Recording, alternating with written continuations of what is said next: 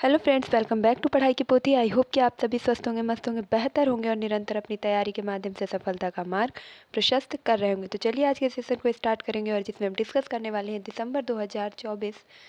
दिसंबर 2024 CDP यानी कि बाल विकास शिक्षा शास्त्र सीटेट में आपका बहुत बड़ा रोल निभाता है। साथ ही साथ आप केवीएस, पीआरटी, DSSP के साथ साथ यूपी टेट, यस टेट और अन्य किसी भी स्टेट के एग्ज़ाम यानी कि टीचिंग एग्ज़ाम की प्रिपरेशन कर रहे हैं तो आपके लिए ये बाल विकास शिक्षा शास्त्र के वन लाइनर क्वेश्चन बहुत ही ज़्यादा इंपॉर्टेंट होने वाले हैं। तो वीडियो को बिना स्किप किए अंत तक ज़रूर देखिएगा। साथ ही साथ अगर आप चैनल पर नए हैं तो इसे फटाफट से सब्सक्राइब कीजिए, बेल आइकन को प्रेस कीजिए ताकि आगे आने वाले प्रश्नों के सभी नोटिफिकेशन आप तक पहुंच सके। तो हमारा पहला प्रश्न है कि दिवा स्वप्न एवं भाषा के कूटकरण की अवस्था है। तो उत्तर क्या हो जाएगा? किशोरावस्था। नेक्स्ट देखेंगे,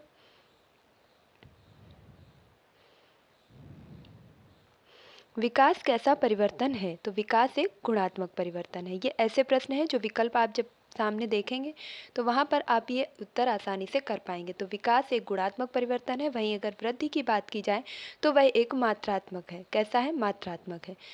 प्रश्न 3 है, विशेष रूप से ज़रूरतमंद बच्चों की शिक्षा का प्रबंध होना चाहिए। तो कैसा होना चाहिए? दूसरे सामान्य बच्चों के साथ। समावेशी शिक्षा एनसीएफ 2005 के अंतर्गत बताया गया है कि जो भी ज़रूरतमंद या विशेष आवश्यकता वाले बच्चे हैं उनको भी अन्य सामान्य बच्चों के साथ ही शिक्षा प्रदान करनी चाहिए। प्रश्न संख्या 4 है, विकास की दृष्टि से सही क्रम है। तो आत्मीकरण, समायोजन और अनुकूलन, ये तीनों ही शब्द आपके जीन पियाजे के द्वारा दिए गए हैं। तो सबसे पहले क्या करता है बच्चा? किसी चीज़ का आत्मीकरण करता है, फिर परिस्थितियों के अनुसार समायोजन करता है और उसके अनुसार ढल के अनुकूलन कर लेता है। तो इनका जो सही क्रम रहेगा वह आत्मसातीकरण, समायोजन और अनुकूलन। नेक्स्ट प्रश्न है प्रश्न संख्या 5 और जिसमें कहा गया है कि व्यक्तिगत विभिन्नता के आधार पर शिक्षा देने हेतु निम्न में से कौन सा विकल्प उपयुक्त है? तो व्यक्तिगत भिन्नता के आधार पर यदि शिक्षा प्रदान कर रहे हैं तो बुद्धि के स्तर पर आधार पर बालकों का कक्षा में विभाजन, यानी कि बुद्धि की उपलब्धि क्या है इसके आधार पर कक्षा में विभाजन करना चाहिए। इसके अन्यत्र कोई भी विकल्प है वह आपका गलत हो जाएगा। नेक्स्ट देखेंगे अगला प्रश्न संख्या 6 और इसमें कहा गया है कि किसको प्रशिक्षण द्वारा व्यवहार में संशोधन की प्रक्रिया माना गया है? तो किसमें हम संशोधन करके व्यवहार में परिवर्तन कर सकते हैं? तो अधिगम में। नेक्स्ट है प्रश्न संख्या 7, कक्षा 4 का एक बच्चा सदैव चिंतित और कुंठित रहता है, आप उसके लिए क्या कर सकते हैं? तो इसका सही उत्तर होगा स्वयं परामर्शदाता की भूमिका का निर्वाह कर सकते हैं। और अगला प्रश्न है प्रश्न संख्या 8, परिपक्वता का संबंध किससे है? तो परिपक्वता किसके साथ आती है? तो विकल्प में आपका उत्तर जो आएगा विकास, वही बिल्कुल ठीक हो जाएगा क्योंकि परिपक्वता का पूर्ण रूप से संबंध विकास से संबंधित होता है। नेक्स्ट है प्रश्न संख्या 9, खेलों की विशेषताएं क्या हैं?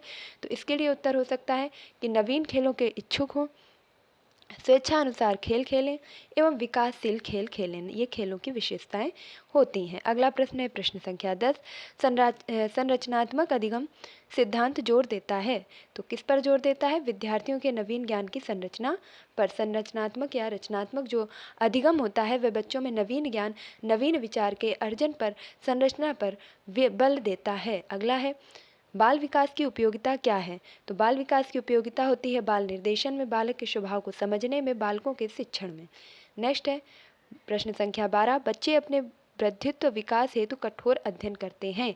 ऐसा कथन किसने कहा था? तो मैस्लो ने। मैस्लो ने कहा था कि बच्चे अपने वृद्धि और विकास के लिए एक कठोर परिश्रम करते हैं और ये कथन किसके द्वारा कहा गया है? मैस्लो के द्वारा। वहीं अगर आपसे ये कहा जाए कि बच्चे अपने ज्ञान की खोज करते हैं और वह स्वयं ही एक वैज्ञानिक होते हैं या बच्चा एक नन्हा वैज्ञानिक है, इस प्रकार का कथन किसने कहा था? तो पियाजे ने। ये कथन भी आपसे पूछ लिए जाते हैं। नेक्स्ट है प्राक संक्रियात्मक अवस्था कितनी वर्ष को कहा जाता है? तो 2 से 7 वर्ष को। संवेदी पेशी अवस्था कितनी वर्ष की उम्र को कहा जाता है? संवेदी पेशीय अवस्था कहा जाता है 0 से 2 वर्ष की उम्र को। और नेक्स्ट प्रश्न है निचली कक्षा में शिक्षण की खेल पद्धति मूल रूप से किस पर आधारित होती है? तो निचली कक्षाओं में जो खेल पद्धति है वृद्धि और विकास के मनोवैज्ञानिक सिद्धांतों पर आधारित होती है। अगला प्रश्न है अधिगम का पुनरावृत्ति का सिद्धांत किसने दिया था? तो अधिगम का पुनरावृत्ति का सिद्धांत पैट्रिक पावलोव के द्वारा दिया गया है। पावलोव ने किस पर प्रयोग किया है? तो कुत्ते पर किया है, ये भी याद रखेंगे। नेक्स्ट प्रश्न है प्रश्न संख्या 16, किसने यह मत दिया है कि भाषा विचार की अंतः वस्तु का निर्धारण करती है? तो ये किसने कहा है? वार्फ ने कहा है। नेक्स्ट प्रश्न 17, कक्षा में भावी अनुशासन के लिए अध्यापक को चाहिए छात्रों को कुछ समस्याएं हल करने को दें। विकल्प में हो सकता है कि उनके लिए कठोर दंड का प्रावधान करें, अन्य जो है उनसे संबंधित बिना संबंधित समस्याओं को हल करने में लगा दे, उस पर ध्यान ना दे या खुद उस समस्या को छोड़कर चला जाए, तो आपका क्या सही होगा? उनको कुछ समस्याएं हल करने के लिए दें। समावेशी कक्षा के पीछे मूलाधार यह है कि तो समावेशी कक्षा के पीछे क्या होता है कि समाज में विभिन्नता और विद्यालयों की विभिन्नता के प्रति संवेदनशील होने के लिए समावेशी कक्षा का जो है महत्वपूर्ण योगदान होता है, महत्वपूर्ण आवश्यकता होती है। अगला प्रश्न है प्रश्न संख्या 19 कि व्यक्तिगत विभिन्नताओं को ध्यान में रखते हुए विद्यार्थियों के लिए शिक्षण के लिए प्रयोजन पद्धति किसने बनाई? तो प्रयोजन पद्धति या योजना पद्धति के जनक कौन है? तो किलपैट्रिक। वहीं अगर मनोविश्लेषणात्मक पद्धति की बात की जाए तो मनोविश्लेषणवाद का जो सिद्धांत दिया है वह दिया है फ्रायड ने। इसी के साथ साथ याद रखेंगे कि आवश्यकता का सिद्धांत किसने दिया है? तो वह दिया है मैस्लो ने। और अगर हम बात करते हैं गिलफोर्ड ने अभिसारी चिंतन, प्रश्न है प्रश्न संख्या 20, गिलफोर्ड ने अभिसारी चिंतन पद का प्रयोग किसके समान अर्थ में किया है? तो अभिसारी चिंतन के बारे में किससे संबंधित है? बुद्धि के बारे में गिलफोर्ड ने बताया है। नेक्स्ट है 21, कार्ल सी गैरिसन ने किस विधि का अध्ययन किया था? तो इन्होंने लंबात्मक विधि का अध्ययन किया था। नेक्स्ट प्रश्न है प्रश्न संख्या 22, किशोरावस्था में सामाजिक विकास पर जिसका प्रभाव नहीं पड़ता है वह कौन सी है? तो असुरक्षा। किशोरावस्था में हम बिल्कुल स्वतंत्र होते हैं, हमें किसी भी प्रकार की सुरक्षा का भय नहीं होता है। प्रश्न संख्या 23 है बालक का सामाजिकरण निम्नलिखित में से तकनीक से निर्धारित होता है? तो समाज मिति तकनीक से। सामाजिककृत जो विकास है वह कैसे होता है? समाज मिति तकनीक से। अगला प्रश्न है और ये आपका यस टेट में पूछा भी जा चुका है। प्रश्न है कि जन्म के समय बालक का भार कितना होता है? तो 6 से 8 पाउंड होता है। फ्राइड के अनुसार कौन सी विकास की अवस्था में बच्चे का ध्यान जननांगों की तरफ जाता है? तो ये आपकी लैंगिक अवस्था होती है। कौन सी अवस्था होती है? लैंगिक अवस्था होती है। और पहली जो इनकी अवस्था होती है वह मुखीय अवस्था होती है, जिसमें वह हर चीज़ को मुंह में डालने का प्रयास करता है। दूसरी अवस्था को गुदीय अवस्था कहते हैं और तीसरी अवस्था को इनकी कहते हैं स्वालिंगी प्रेम की अवस्था, यानी समान उम्र वाले बच्चे एक दूसरे को प्रेम करते हैं।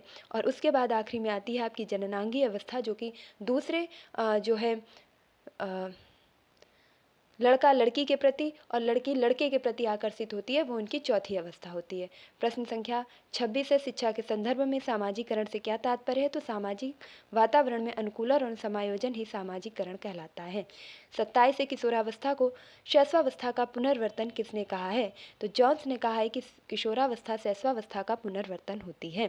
साथ ही साथ याद रखेंगे कि विलियम जोन्स कौन है?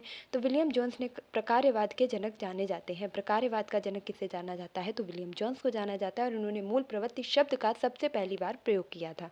प्रश्न संख्या 28 है बालक के सिर एवं मस्तिष्क का सर्वाधिक विकास किस अवस्था में होता है? तो शैशवावस्था में होता है। किशोरावस्था की प्रमुख समस्या क्या है? तो किशोरावस्था में जो सबसे बड़ी समस्या होती है वह होती है समायोजन की समस्या। नेक्स्ट है आज का हमारा आखिरी प्रश्न, बालक बालिकाओं को सर्वाधिक समायोजन करना पड़ता है तो वया संधि में। किसमें करना पड़ता है? वया संधि में। किशोरावस्था और बाल्यावस्था के बीच की जो उम्र होती है या कह सकते हैं किशोरावस्था या युवावस्था, यानी ध्यान रखेंगे किशोरावस्था युवावस्था के बीच की जो उम्र होती है उसे वया संधि कहते हैं। और यहाँ पर बच्चों को सबसे अधिक समायोजन करने में कठिनाई मालूम पड़ती है। तो ये हमारे 30 प्रश्न थे जिनमें हमने फटाफट से क्या किया, वन लाइनर के माध्यम से रिवीजन किया। आगे के क्वेश्चन नेक्स्ट वीडियो में आपको मिलेंगे। तब तक के लिए आप क्या करेंगे, चैनल पर नए हैं तो फटाफट से सब्सक्राइब कीजिए, बेल आइकन को प्रेस कीजिए ताकि आगे आने वाली वीडियो की सभी नोटिफिकेशन आप तक पहुंच सके। मिलती है अपने नेक्स्ट वीडियो में, तब तक के लिए खुश रहिए, मस्त रहिए, पढ़ाई में निरंतरता बनाए रखिए। साथ ही साथ वीडियो को लाइक कीजिए, शेयर कीजिए और चैनल को सब्सक्राइब कीजिए। Thank you for watching this video.